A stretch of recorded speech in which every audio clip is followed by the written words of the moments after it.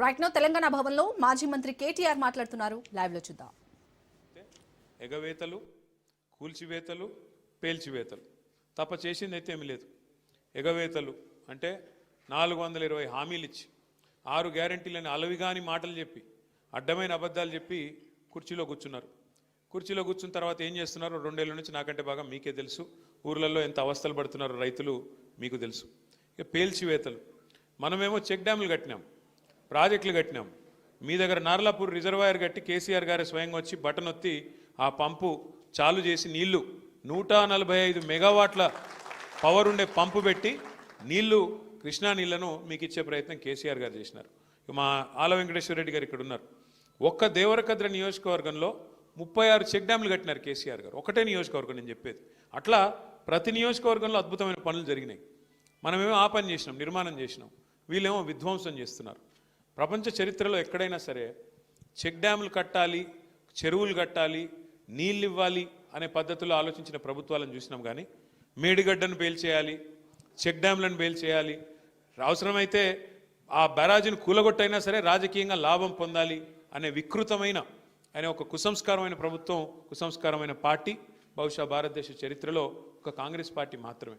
ఇక మీకు తెలుసు, కూల్చివేతలు అయితే మీరు చూస్తూనే ఉన్నారు. ఎంత పెద్ద ఎత్తున పేదల ఇండ్లు గులగొడుతున్నారు ఇలా రాష్ట్రంలో మీరు చూస్తూ ఉన్నారు. ఒక్క దగ్గరని కాదు, మహబూబ్ నగర్తో ప్రారంభమైంది. నాకు గుర్తున్నది, అక్కడ పాపం దివ్యాంగులు కొంతమంది కాళ్ళు చేయలు సక్క లేని వాళ్ళు వాళ్ళ కాలనీ కట్టుకుంటే వీళ్ళ ప్రభుత్వం వచ్చినాక మొట్టమొదటిసారి కూలగొట్టిందే ఆ దివ్యాంగుల కాలనీలో పోయి మొత్తం ఇళ్ళని కూలగొడితే మా సీనన్న పోయి వాళ్ళందరికీ అన్నం పెట్టి పాపం ఎండకు ఎండుతూ వానకు నానుతుంటే పోయి వాళ్లకు ఆశ్రయం ఇచ్చి కాపాడినాడు శ్రీనివాస్ గౌడ్ గారు. ఈ ప్రభుత్వం ఈ 2 ఏళ్లలో సాధించింది మాత్రం శూన్యం. తమ అసమర్థతను కప్పిపుచ్చుకోవడానికి, తమ చేతగాంతనాన్ని కప్పిపుచ్చుకోనికే వీళ్ళు కొత్త పల్లవి అందుకున్నారు. ఏమంటారు ఏమని అడిగితే, ఏమైందయ్యా రేవంత్ రెడ్డి గారు, 6 గ్యారంటీలు ఎందుకు అమలు చేయట్లేదు? నెలకు 2,500,000 రూపాయలు ఇస్తానంటివి కదా మహిళలకు, ఎందుకు ఇస్తలేవు? 100 రోజుల్లో ఇస్తానంటివి, మరి ఇప్పటికే 25 నెలలు అయిపోయింది, 700-800 రోజులు అయిపోయింది, ఎప్పుడు ఇస్తావు అంటే ఒక్కటే పట్టుకున్నారు ఇంకా డైలాగ్. కేసీఆర్ అప్పులపాలు చేసిపోయినాడు, రాష్ట్రం దివాలా తీసింది, కేసీఆర్ అప్పులపాలు చేసిపోయినాడు. మేము ఇక్కడేదో లంకె బిందెలు ఉంటాయనుకొని వచ్చినాం, లంకె బిందెలు లేవు.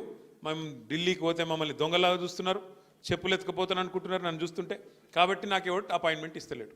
ఒక మాట మాత్రం మీకు చెప్పాలా, ఎందుకంటే మీ మంత్రి గారు కూడా అదే అబద్ధం చెప్తా ఉన్నాడు. జూపల్లి నేను చూసినామన్నా, ఇదే జూపల్లి ఆనాడు కేసీఆర్ ప్రభుత్వంలో ఉన్నప్పుడు ఏం మాట్లాడినాడో మీ దగ్గర వీడియోలు అన్నీ ఉన్నాయి, లేకపోతే నేను పంపిస్తా. ఉన్నాయా? ఇదే మనిషి ఇవాళ అవకాశం కోసం అవకాశవాదంతో కాంగ్రెస్లో పోయి ఆయనకు టికెట్ ఇవ్వకపోతే, మనం హర్షవర్ధన్ రెడ్డి గారికి టికెట్ ఇస్తే కేవలం అవకాశవాదంతో పోయి ఇవాళ కేసీఆర్ గారిని తిట్టేంత పెద్దోడైపోయినాడు. ఒకనాడు కేసీఆర్ గారిని దేవుడు మా పాలమూరుకని పొగిడిన జూపల్లి ఇవాళ కేవలం స్వార్థం, కేవలం రాజకీయం కోసం అడ్డమైన అబద్ధాలు రేవంత్ రెడ్డి గురించి ఇలా మాట్లాడుతూ ఉన్నాడు. రేవంత్ రెడ్డి దేవుడు, ఇంద్రుడు, చంద్రుడు, ఆయన పదవిని కాపాడుకోనికే. ఎవరికి దేవుడు రేవంత్ రెడ్డి? ఎవరికి ఇంద్రుడు? ఎవరికి చంద్రుడు? ఏది మోసం చేసి మొత్తం రైతులందరినీ, ఒకరినిద్దరిని కాదు, రైతులందరినీ మోసం చేసినాడు కదా. ఎన్ని మాటలు చెప్పినాడు కేసీఆర్ గారు. 2 పంటలకు రైతు బంధు ఇస్తే 3వ పంటకి ఇవ్వాలా అన్నాడు. 3వ పంటకి ఇవ్వవా నువ్వు రైతు బంధు అని మాట్లాడినాడు. మళ్ళీ ఇవాళ పరిస్థితి ఏంది? కేసీఆర్ గారు ఉన్నప్పుడు బ్రహ్మాండంగా మీరు అడగకుండానే నాటేసే కాలం వచ్చిందంటే చాలు ఫోన్లు టింగు టింగు మన మోగేది. 11 సార్లు 73,000 కోట్ల రూపాయలు 70 లక్షల రైతుల ఖాతాల్లో మీరు అడగకుండానే దరఖాస్తు పెట్టకుండానే పడ్డాయి. ఈరోజు ఏంది పరిస్థితి? రేవంత్ రెడ్డి ప్రభుత్వం వచ్చినాక, కాంగ్రెస్ ప్రభుత్వం వచ్చినాక ఒక్కసారి రైతు భరోసా ఇచ్చింది, ఒకే ఒక్కసారి. మొదటిసారి మనం కూడబెట్టిందే రైతు బంధు ఎలక్షన్లు అప్పుడు ఆపి, ఎలక్షన్లు అయినాక యాజ్ ఇట్ ఈజ్ అదే 5,000 ఇచ్చినారు. అది కేసీఆర్ గారు ఇచ్చింది తప్ప వీళ్ళు ఇచ్చింది కాదు. ఆ తర్వాత 2 సార్లు ఎగ్గొట్టినారు.